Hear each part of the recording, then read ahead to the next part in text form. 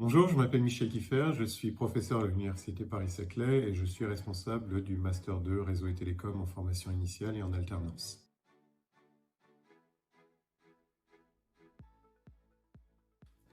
Donc le Master 2 Réseau et Télécom, c'est une formation qui existe maintenant depuis une vingtaine d'années, nous l'avons fait évoluer continuellement. Et l'une de ses caractéristiques, c'est de former de jeunes professionnels à la fois dans le domaine des réseaux et des télécoms.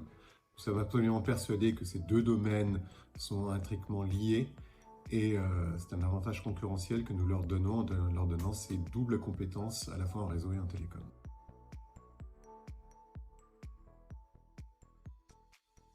Pour suivre les cours du Master 2 Réseau et Télécom dans de bonnes conditions, ce qu'il vous faudra, c'est un bagage minimum, à la fois dans le domaine des réseaux, vous ne soyez pas entièrement débutant dans cette discipline, et également que vous ayez un bagage minimal en mathématiques appliquées et en traitement du signal, de manière à pouvoir suivre les UE en télécom de manière assez aisée et de pouvoir tirer le meilleur parti de cette formation.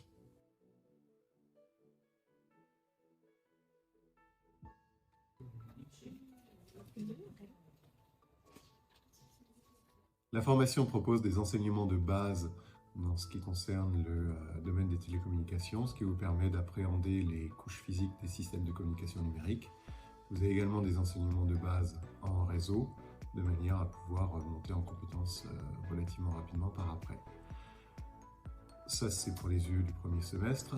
Ensuite, au second semestre, on a un enseignement qui est beaucoup plus spécialisé, qui va de la virtualisation des réseaux à des problématiques de dimensionnement, de télécom optique, de sécurité des réseaux. Et nous avons également un enseignement Python.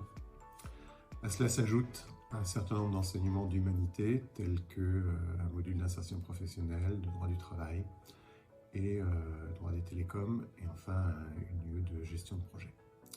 À cela se rajoute enfin un TER, travaux d'études de réalisation, qui couvre deux parties. Une première partie qui a lieu tout au long de l'année, et puis une partie de réalisation.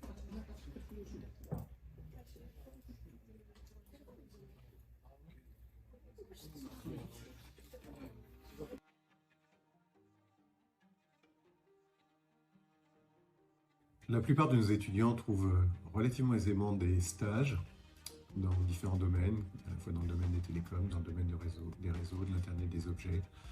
Les métiers qui sollicitent pas mal d'étudiants en ce moment, ce sont des métiers tels que DevOps ou alors ingénieur virtualisation.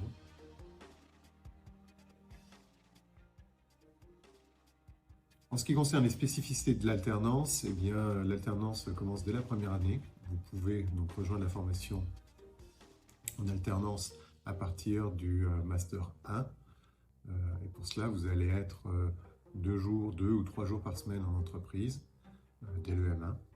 Et ensuite, le reste du temps, vous serez à l'université, en suivant des cours théoriques. C'est une excellente opportunité pour pouvoir monter en compétences et voir les réalités pratiques des réseaux et des télécoms tout au long de votre scolarité.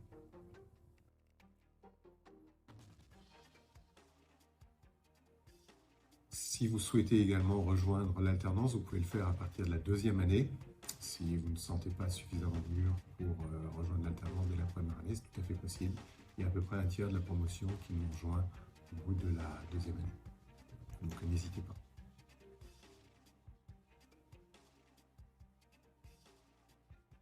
Je vais donner quelques conseils pour les étudiants qui souhaitent candidater. Tout d'abord, ce qu'il faut, c'est que vous ayez un CV qui soit absolument irréprochable. Vous n'avez pas besoin d'avoir effectué de nombreux stages dans le domaine des réseaux et des télécommunications, mais votre CV doit être de qualité irréprochable. D'autre part, ce qu'il faut, c'est que vous ayez un niveau académique qui soit quand même satisfaisant. Si vous avez tout juste 10 de moyenne dans des disciplines telles que les réseaux, les télécoms, le traitement du signal, ça va être un petit peu compliqué. Il vous faudra un petit peu plus.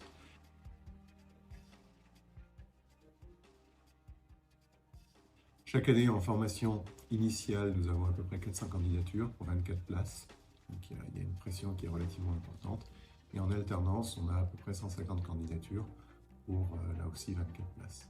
Donc la pression est un petit peu plus faible en alternance, mais finalement ce qui fait le tri de l'alternance, c'est la mission que vous allez arriver à trouver en entreprise.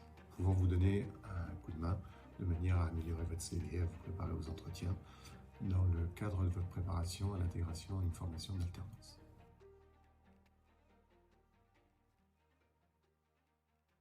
Le Master Réseau et Télécom, que ce soit en formation initiale ou en alternance, permet aux étudiants d'acquérir des compétences qui sont à la fois complémentaires sur le domaine des réseaux et des télécoms. Il leur permet d'accéder très rapidement finalement à l'emploi. La plupart de nos étudiants reçoivent 2-3 offres d'emploi avant la fin de leur stage, ils ont le choix. En ce qui concerne les alternants, eh bien, c'est même encore mieux, la plupart ont beaucoup d'offres finalement à l'issue de leur stage et leur contrat en alternance. Voilà, donc c'est réellement une opportunité. N'hésitez pas à candidater, ça vous permettra réellement de vous préparer dans les meilleures conditions possibles, de manière à pouvoir exercer plus tard un métier dans le domaine des réseaux et télécoms. À bientôt.